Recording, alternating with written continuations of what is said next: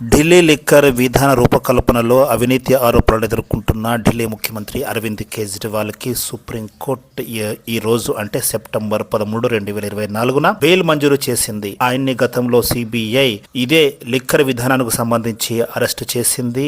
ఆయన గత కొంతకాలంగా తిహార్ జైల్లో నిర్బంధంలో ఉన్నారు. అంతకుముందు అక్రమ లావాదేవీల కేసు కింద మార్చి 21వ తేదీన ఈడీ ఢిల్లీ ముఖ్యమంత్రి అరవింద్ కేజ్రీవాల్ అరెస్టు చేసింది. కాగా దేశవ్యాప్తంగా జరిగిన సార్వత్రిక ఎన్నికల సందర్భంగా ఆయనకు మధ్యంతర బెయిల్ లభించింది. 4 రోజుల పాటు మధ్యంతర బెయిల్ మీద ఉండి అతను ఎన్నికల ప్రచారం నిర్వహించారు. తర్వాత జూన్ 2న తిరిగి లొంగిపోయారు. ఆ తర్వాత జూన్ 25న అతనికి ఈడీ కేసులో బెయిల్ లభించినప్పటికీ వెనువెంటనే సిబిఐ అదే కేసులో తిరిగి అరవింద్ కేజ్రీవాల్ని అరెస్ట్ చేయడంతో ఆయన ఇంతకాలము తిహార్ జైల్లో ఉండాల్సి వచ్చింది. అయితే ఈ రోజు సుప్రీంకోర్టు అతనికి బెయిల్ మంజూరు చేస్తూ అతన్ని విడుదల చేసింది.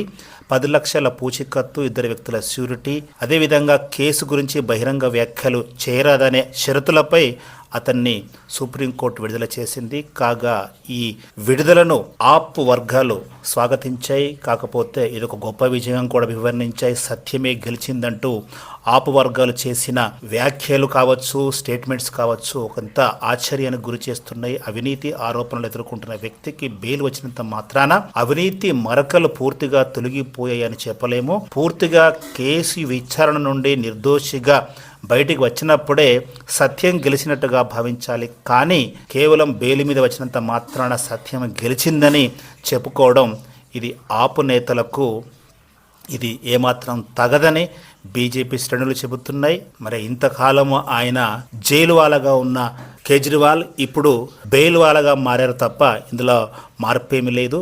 అదేవిధంగా లిక్కర్ పాలసీ విధానంలో అరెస్ట్ అయినప్పటికి కూడా నైతికత పాటించకుండా, సీఎం పదవికి రాజీనామా చేయకుండా పరిపాలనను స్తంభింపచేసే విధంగా జైల్లో ఉండడం అనేది ఇది అరవింద్ కేజ్రీవాల్కే చెల్లిందని బీజేపీ శ్రేణులు మరోపక్క విమర్శలు చేస్తున్నాయి.